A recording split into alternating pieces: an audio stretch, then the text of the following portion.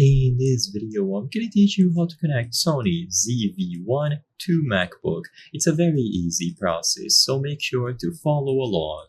If you have a MacBook Pro or any other model of MacBook, you will be able to follow the instructions in this video to set up and connect your Sony ZV1. This should also work with other Sony cameras, so keep that in mind.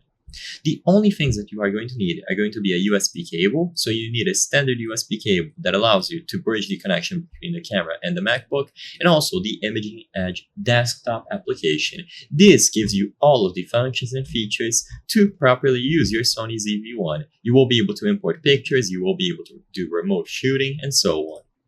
So you can visit the official Sony website to download it, and I'm going to display it again soon. This is how the connection is going to look like. You will plug the USB cable into the USB port of the ZV1, so usually at the side here once you open this little panel.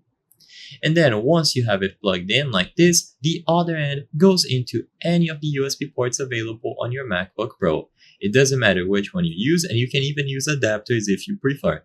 Once the connection has been established, the last thing to do is to go into USB streaming. So if your camera is not detected by applications like Zoom, Google Meet, Discord, whatever it is that you are using, make sure that you go into USB streaming, and this will immediately start streaming. Start streaming from connected device. You can cancel the USB streaming by pressing the mode button. So once you are in USB streaming standby, it means that the camera can be used by other applications. So you can go inside of Zoom, Meet, Discord, OBS, and set up your camera. And if you want to have access to all of its functionalities, make sure that you download and use Imaging Edge Desktop. You can look for it on Google, and it should be the first result under the official Sony website.